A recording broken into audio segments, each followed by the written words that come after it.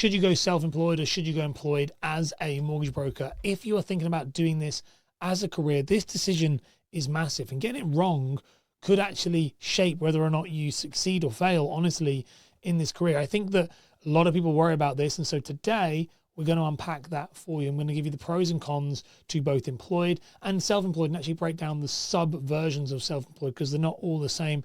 There's many different variations out there. Hopefully, if you stick around to the end, you'll have a much better understanding of which one could be more beneficial for you and your career choice. Now, my name is Ash Borland, a business coach helping mortgage brokers simplify success. And over the years, I've helped hundreds of advisors improve their impact and income. And I want to do the same for you today on starting this career. Let's dive into it. So let's talk about employed first.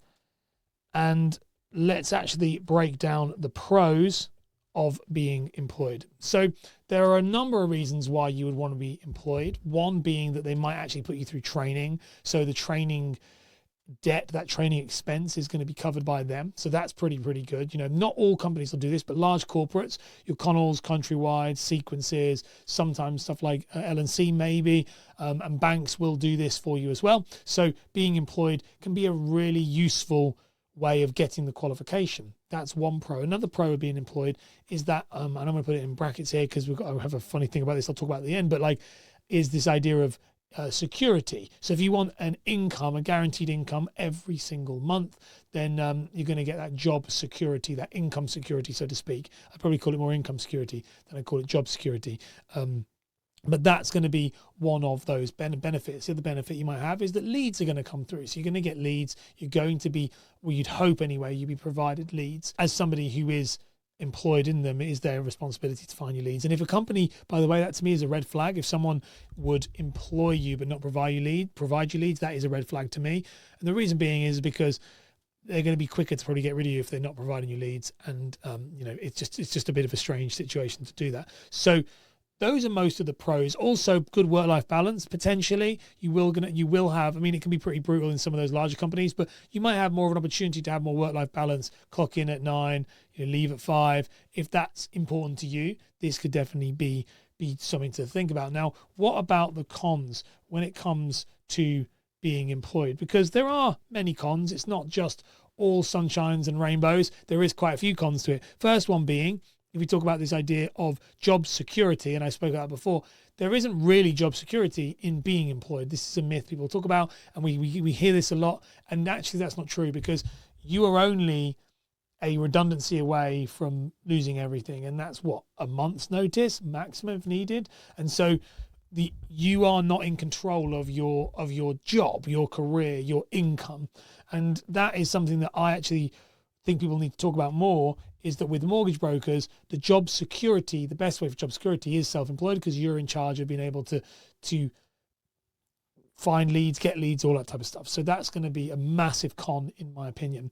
Another con is the idea of this of an employment debt, a training debt. So if they pay for your qualifications, chances are they're going to lump you with a debt that you have to then be locked into them for a number of years. This is really common in companies like Connells and Countrywide, where they normally lock you in for around 18 months to 2 years. And they also sometimes even pay you what they would call a upfront commission. So they'll pay you like a guaranteed commission for say 3 months or 6 months, but that money has to be paid back. And if you haven't made that money back for them, within a certain amount of time, they will take that back as well. So if you leave, they will claw back money, and that is very hard to get away from, because it is contractually obliged. They're not being greedy, they're not being bad. I mean, we like to think that way because the way we're wired, we want to blame everyone else for our own problems. But the truth is, that's not what's happening. They are investing in you, and they want that money back if you didn't actually, play out to be a good investment.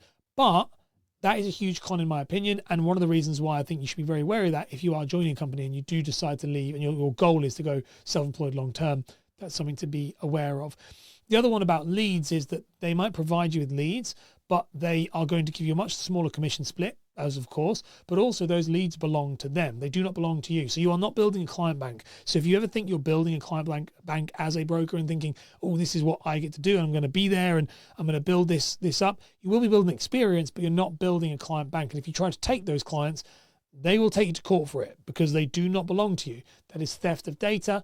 Massive GDPR breach. You don't want to go down that rabbit hole. It's massively and very bad. So you do not want to be there. So there's quite a lot of cons to being employed, in my opinion, but just as much as there's lots of pros too, and there's going to be lots of pros and cons to being self-employed too. We're going to unpack self-employed ones right now. So if we look at self-employed, now with self-employed, there is a number of different versions of self-employed that we want to talk about. So let's talk about what we call an RI. So an RI is what is known in the industry as a registered individual. Effectively, what that means is you work under a firm. So you are self-employed, but under a firm that's ran by an approved person. So you are you are not the owner of the business. You work under somebody else. So an RI is that, and it stands for registered individual. Really not spoken about a lot, that one. The other one is, we're going to unpack in a minute, is spoken about a lot, but this one isn't. And it's probably the most common one, especially if you're starting out in a career. Now, with the RI, let's talk about the pros of an RI. So the pros of an RI is that you are working under an established firm, so you might get some training. You might be able to get some experience and mentorship from people who are starting out in their career and who are more established in their career, and you're starting out in your career. And that can be really, really valuable. So you're not just going out self-employed completely on your own, but you have some guidance. That's going to be good as well. The other pro to an RI is that you might have some level of freedom and autonomy. So that does mean that you are out there building your own business. You might, and I keep saying this word might, you might be able to work your own hours. You might have You will probably have a lot more freedom than an employed role. So that's really cool as well. So that's one of those as well. And then another pro with it, again, is, I think that's probably the only two pros, to be completely honest. Let's talk about the cons of an RI, because the cons of the RI are, I think, quite, in my opinion, quite high. So let's have a look. So if we talk about the cons would be, for an RI, is that, again, depending on your contract, this is depending on your contract, maybe different to everyone, those leads still might not be yours. So those leads still could belong to the company, even though you're self-employed, because you are self-employed under them. This isn't always the case. Your contract will state different things, but that it can be the case. And you see this quite a lot in companies, like, usually, I'm not saying it's definite, but it could be in companies like a company like Just Mortgages or the Mortgage Mum, or any kind of MAB, some Mortgage Advice Bureau, which, by the way, are all very good companies. They're very good companies. This is not bad practice behavior. It's standard practice for an RI situation, but it's something to be aware of. Some of them will allow you to take your clients, some of them won't. Some of them will allow that to be a negotiated point, maybe when you leave, if you're trying to talk it through. But be aware that that's the case, because you are not the owner of the actual full business, and they have come through your business as you're not even a trading style to a point. You might be, but not really. You're still part of that company. That's a con. Another con is the commission split will be much higher. So as an RI, there is going to be more people. There's more fingers in the pie, taking money from it. And so that's going to be something you have to weigh up, is, do you have enough money for people to be able to take it from that? And I know I was an RI. I've been employed. I've been self-employed as an RI, and I've been self-employed as an AR, which is the next one we're going to talk about. And I know when I was self-employed as an RI, the thing that I found was there was like heavy commission takes. So by the end, it would net to me to be about 50% commission, which is pretty standard for an RI. That's kind of all right. Now, do I think that they deserve that 50% commission? Well, that's a different thing for my company, but a lot of companies might do that. And there is a lot of stuff that goes on the back end and helps you with and stuff. So there is an element of support that goes on within that, but that is a con. You're going to lose money as well, with that. And then, like I said, the other one is you're not building your own brand. So if you want to build your own brand and truly stand for something and be your own, quote, really your own boss, you are going to have to, that's probably not going to be, you're still not fully there. You're a little bit better than you are on the employed side, but you're still not there. Okay. And that brings me then to the other type of self-employed, and that one is known as an AR. Now, an AR, you will hear this one a lot. An AR is known as an appointed representative, and you are appointed representative under a network So that's a network is something that you go to that looks after your compliance, but you effectively are the business owner. So you are the appointed representative.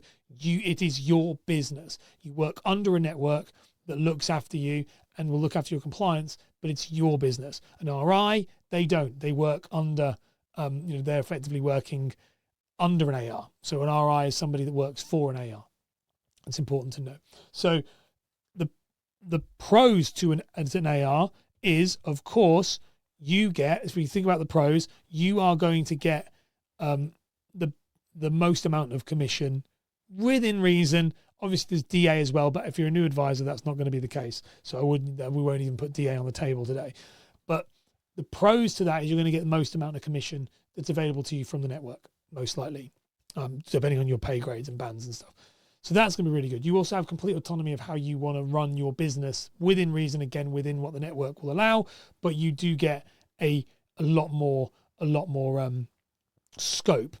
And again, it's going to be your way to how you want to network, how you want to generate leads, control your life. It's just complete control. You are fully self-employed as a mortgage advisor at that point. I think the other one, the RI, is a bit of a step in the middle, and then the self-employed, the employed is completely not at all. The AR is a true full-blown self-employed mortgage advisor. So you get all the pros you would think with coming with self-employed. Now, we talk about the other bit, which is what about those cons? So when it comes to the cons, they're all the same cons you would have for any self-employed role. You have to find the leads. You have to be the person responsible for everything. There is no real work-life balance because you're going to be working really hard, because it's that whole live by the sword and die by the sword. It's all on you. And so you are all in there. There is no quote, job security, so to speak, or income security. But there's definitely job security because, if you continue going, you got a job. But there's not income security in the same way. There isn't income security as an RI, but there might be an AR that would maybe give you some commission extra if they needed to, or there's this other stuff. But with an AR, it's all on you. The buck stops with you. And so all the cons you'd expect, it's going to be a steep learning curve. There's probably nobody to support you unless you work with coaches or someone like myself, which, by the way, is not a plug at all, because I don't really want to work with people who are starting out. I work with people who are established. So there is depending on how you want to go at it, it can be great, but it can also be very, very hard. So what would I recommend? If I was an advisor now, how would I go about it? Well, there's a couple of different routes I would take.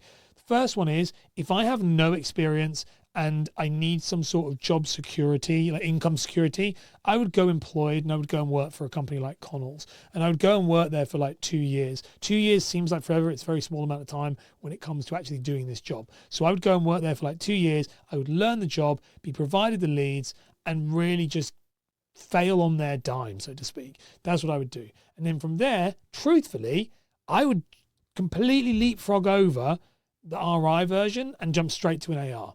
That's one route. That's the route I would have taken if I look back at it now. That's what I definitely would have done. I don't think that if you've been employed, there is no need for you to do an RI, in my opinion, if you've been employed. However, if you want to be self-employed from the beginning, an RI route probably is going to be, registered individual is going to be a good route to go down. And it's going to give you a bit of a hybrid between self-employed and employed if you go for a good firm. But you've got to go for a good firm. There are some awful firms out there who will take you on as a registered individual and give you no support, and it's pretty bad. And so if you find a good firm who's willing to train you and take you on as a registered individual, really, really great. And then if the goal is for you to long-term go on your own, brilliant. If the goal isn't, you can stay under an RI and you like it and it works well. It's going to give you a bit more freedom than an employed role will. But in my opinion, the ultimate goal for most advisors is going to be to become that AR, that appointed representative, that mortgage brand that is in control of their quote destiny. If you go from there, then there's going DA, which DA is a whole other kettle of fish. I do say for more established firms to look at going DA, and if you're thinking about why that would be the case, you can check out this video on screen right here, which is what I say to advisors who are established, why I would consider going DA right now. So give that a click.